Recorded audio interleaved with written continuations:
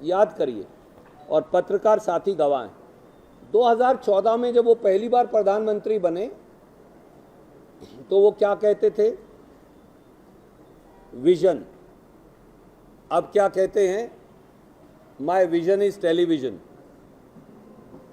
तब 2014 में प्रधानमंत्री बने तो ये बोले होप, इस देश के लिए नई उम्मीद लेकर आया हूं। अब क्या बोलते हैं? हेट्रेड, नफरत का माहौल लेकर आया हो। तो इसलिए ये जुमलों का घड़ा जो कहते हैं वो भर चुका है, और ये पाप का घड़ा भरकर टूट गया है। ये तो सिर्फ ट्रेलर है। इसीलिए मैंने कहा ये फिल्म बनी ही नहीं, इसलिए ट्रेलर पर ही फेल हो गई, क्योंकि डायरेक्टर भी भाग गया, प्रोड्यूसर भी भाग गया, कैमरामैन भी भाग गया, और हीरो तो कभी था ही नहीं, विलेन अकेला रह गया, तो अकेले विलेन बन गए हैं। प्रधानमंत्री जी ने कांग्रेसियों को अर्बन नक्सलेट कहते हैं। जी, अगर 1,25,00,000 हमारी बहनों को गृह लक्ष्मी में 2,000 रुपया देना अर्बन नक्सलिज्म है या पाप है, हमें ये लगता है कि इससे बड़ा पुण्य और भागीदारी नहीं हो सकती, तो हम ये बार बार करेंगे। मोदी जी को ये तकलीफ है कि 1,18,00,000 घरों को 200 यूनिट फ्री करंट क्यों दे रहे हैं। उन्हें ये तकलीफ है कि 4,49,00,000 4,49,00,000 लोगों को 10 किलो राइस फ्री राशन और उसका पैसा क्यों मिलता है।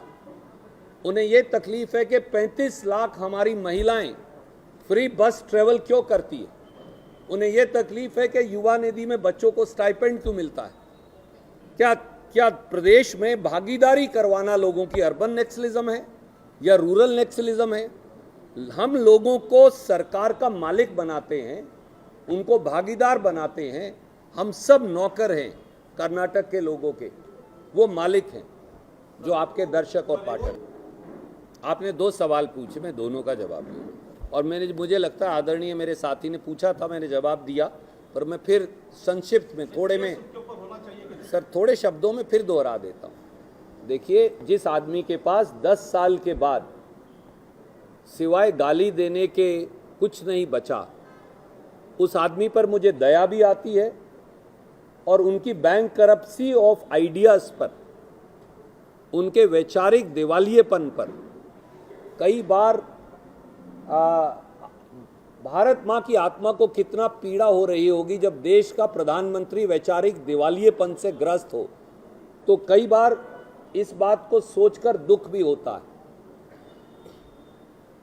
चुनाव आयोग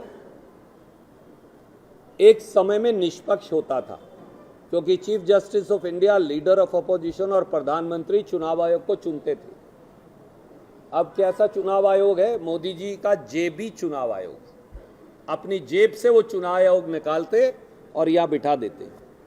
जैसे मेरी जेब में ये पेन है, मोदी जी का यही जेबी चुनाव आयोग है। ऐसे चुनाव आयोग से कांग्रेस पार्टी ने दरखास्त की है कि चुनाव लड़ा जाना चाहिए देश में बेरोजगारी के मुद्दे पर, महंगाई के मुद्दे पर, गरीबी के मुद्दे पर।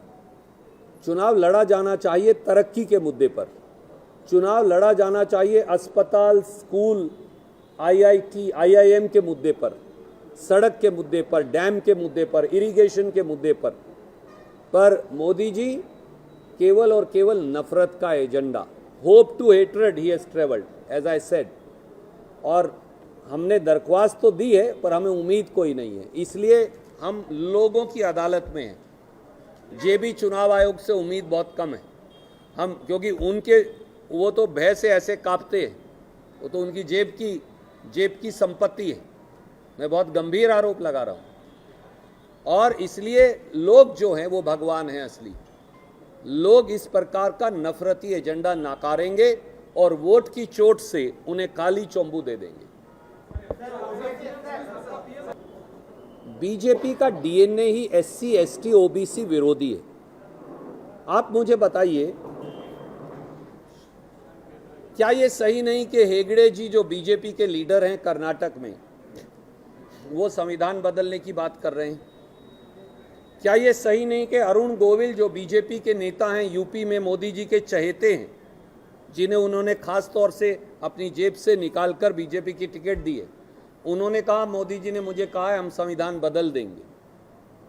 लल्लू सिंह जो योगी आदित्यनाथ के चहेते हैं और बीजेपी के एमपी कैंडिडेट हैं यूपी में, उन्होंने खुलेआम कहा, मैं वो वीडियोस भेज दूंगा, मेरे ट्विटर पे भी लगे, कि हम संविधान को बदल देंगे।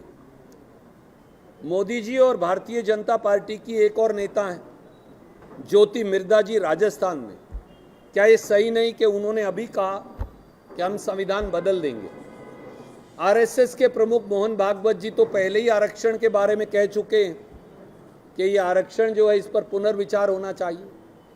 देखिए, इस देश में गरीब को, एससी एसटी ओबीसी को सबसे बड़ा अधिकार संविधान है, और मोदी सरकार इस संसदीय चुनाव के बाद अभी भी संविधान पर हमला बोल रखा है और वो अब संविधान को खत्म करना चाहते हैं। और जो हमारे ओबीसी साथी हैं या एससी एसटी साथी, उन पर तो एक डिजाइन्ड अटैक हो रहा है। आप मुझे बताइए, 73 PSUs मोदी जी ने बेच दिए, पब्लिक सेक्टर अंडरटेकिंग। उनमें 15 लाख नौकरियां थी। उन 15 लाख नौकरियों में 27% ओबीसी की थी, आधी एससी एसटी की थी, तो 50% नौकरियां चली गई, 7.5 लाख नौकरी तो चली गई। 30 लाख सरकारी नौकरियां मोदी जी ने 10 साल से भरी नहीं। 15 लाख तो एससी एसटी ओबीसी की हैं, उनको भी निकाल दिया। भारत सरकार का बजट देते हैं भारत सरकार के सेक्रेटरीज।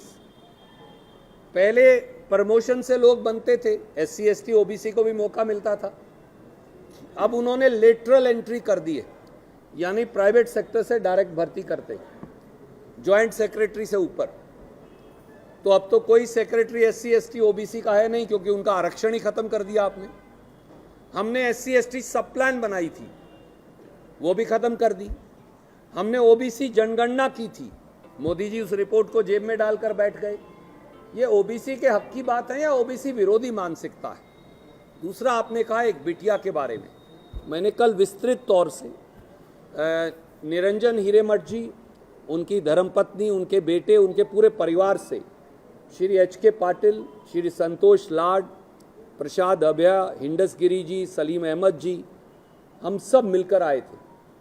काफ़ी समय उनके साथ बिताने का, उनका दुख साझा करने का मौका मिला। और हमने उन्हें कहा कि न केवल निरंजन हिरेमठ हमारे परिवार का हिस्सा हैं, परंतु नेहा वो कर्नाटक की बेटी हैं, हम सब की बेटी। वो शरीर से जरूर चली गई, एक जघन्य अपराधी ने उनकी हत्या की, पर उनकी जो मेमोरी है उस बिटिया की, वो हमेशा हमारी आत्मा पर अंकित रहेगी और उसकी मेमोरी हमेशा हमारे दिलों में जिंदा रहेगी।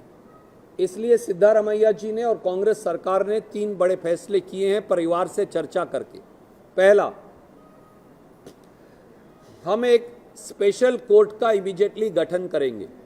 दूसरा, केस को हैंडओवर कर दिया गया है CID को और उन्हें कहा गया कि फौरन चार्जशीट दायर करें। तीसरा, स्पेशल पब्लिक प्रोसिक्यूटर की नियुक्ति होगी और हम कोर्ट को कहेंगे कि डे टू डे ट्रायल चलाकर 90 से 120 दिन में इस ट्रायल को समापन कर दें।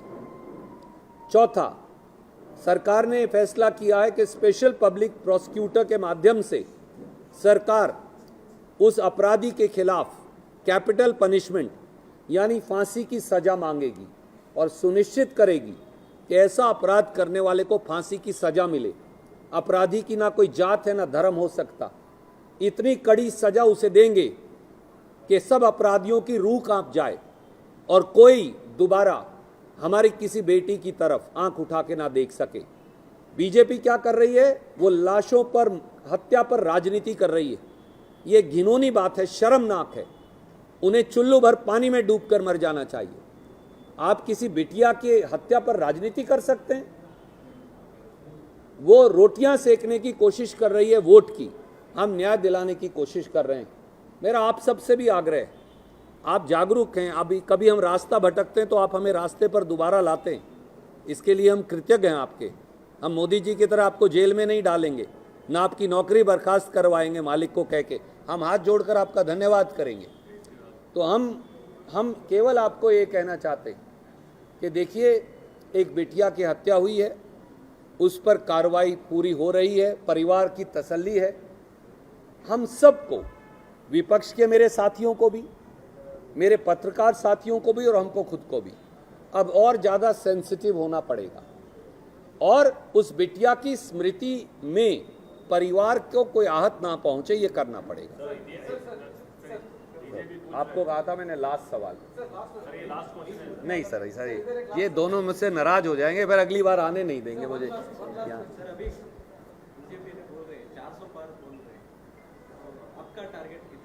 देखिए, जिनको 150 पार नहीं मिल रहा वो 400 पार का जुमला दे रहे हैं, पर इस बार लोग जो है वो उनके बहकावे में आने वाले नहीं। कर्नाटक में वही होगा जो हमारे साथ पिछली बार हुआ था। आप देखिए कि कर्नाटक में 20+ हमारे चीफ मिनिस्टर और पीसीसी प्रेसिडेंट ने कहा है, मेरा ये मानना है कि उससे भी ज़्यादा सीट आएंगी। याद करिए, इसी मेज पर जब मैंने कहा था हमारी 150 आएंगी तो आप बड़े शक में थे कि यार ये ऐसे ही बोल रहा है, पर 140 तक तो हम पहुंच ही गए और 5-7 की हमसे गलती हो गई होगी, नहीं तो 150 पहुंच जाते। तो इसलिए हम इस बार उतना ही अच्छा करने वाले हैं। सर आप छोड़ दीजिए, बहुत लेट हो जाएगा।